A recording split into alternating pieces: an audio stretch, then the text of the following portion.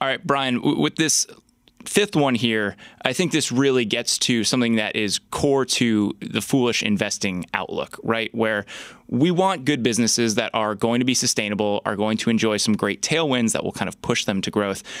But we also want to make sure that management and the corporate culture supports a long-term vision for this company as well, that people are being treated correctly. Yeah, that is something that I think the best companies do have in common. They attract and retain talent, especially UpWork is located in Mountain View, California, which is in the same area as Apple and Google and Facebook. So they are competing against companies that are well known for treating their employees like gold. So one of the things that I like to do with any stock that I'm interested in is check out what employees say about them, and you can use websites like Glassdoor and Comparably to just get a feel for how employees think that they're treated. Another thing I like to look at is inside ownership, how much the insiders own of the stock, how long they've been there, and ideally you'd like to see that companies that are less than 20 years old still have the founder is involved.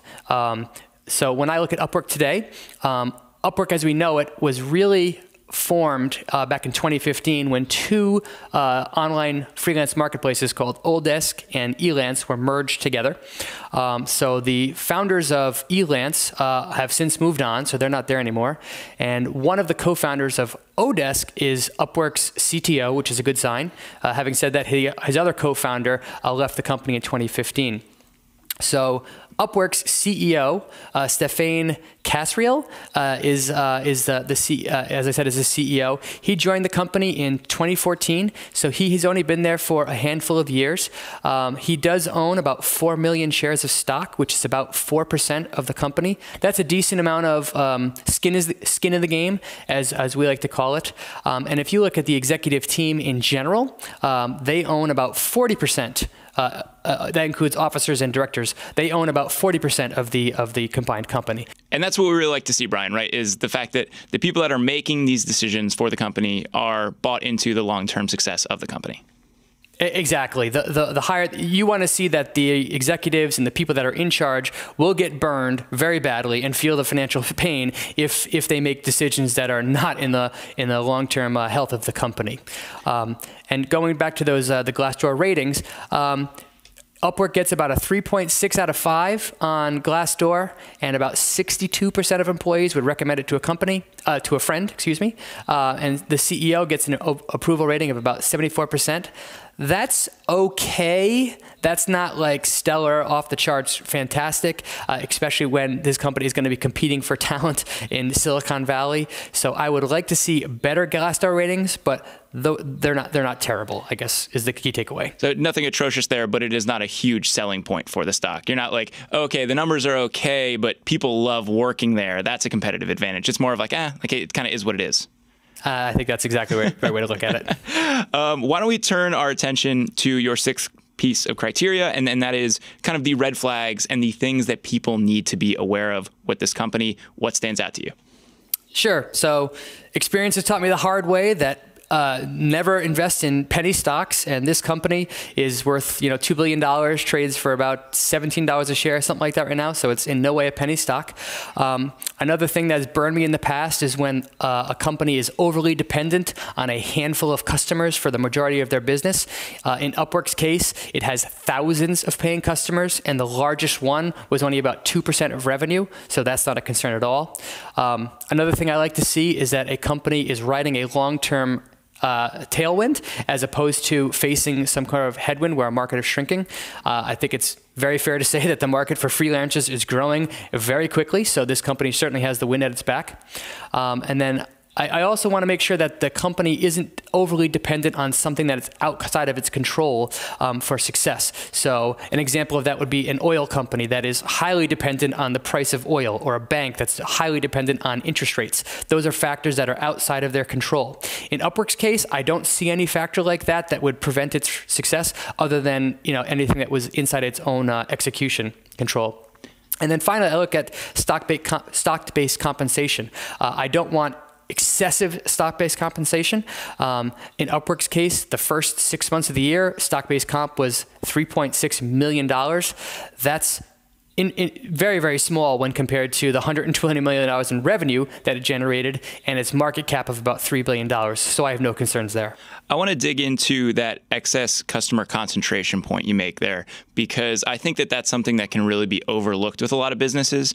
And not that it is something that automatically makes something a buy or not a buy, but particularly in the as a service segment, if you are serving a very concentrated group of customers, your results can be very lumpy, and you can take some really big hits related to companies deciding to go do things on their own or to use another provider.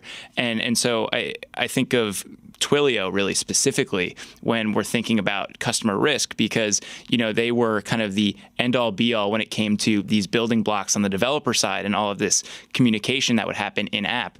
And they were so perfectly positioned for companies like Lyft and Uber to use them for all of their communications within their ride-hailing apps. Well, ultimately, I think Uber, who was somewhere north of like 10% of their business, decided to move away from them. And this is a company that's done very well, but took a huge hit immediately after that because a lot of people realized that the revenue that was coming in from that company just wasn't going to be there anymore. So that is why I think this is such a good thing to focus on. Yeah, absolutely. If a huge chunk of business is reliant on one customer and that customer chooses to defect for whatever reason, the company can be in some serious trouble very quickly. So that's why I've learned the hard way that you have to check for that with every company you invest in. Most lessons are painful lessons, Brian. Hearing you talk about this, it sounds like you're pretty bullish on this company. Yeah, overall, I think that's UpWork checks the majority of the boxes that I look for. I don't think it was perfect. No business is. But overall, I think that the company has a business model that is very attractive. It's riding a wave. It's the top dog. And it's just has such an enormous opportunity that I think there's reasons to be bullish. Having said that, since this company is a brand new IPO, when companies go from the transition from private market to public market, it's a huge culture shift for them. And some companies do great when they as public companies, other companies fail. So I never personally like to buy companies right after the IPO. I always like to give them at least, say, 2 quarters and see how they handle being a public company. What's it like to have an earnings expectation placed on your head for every 90 days? So I like to follow a company's progress and see how they perform as a public company before I would get interested. So what I want to see from UpWork is them from the blow out their first 2 earnings report and have everything go well.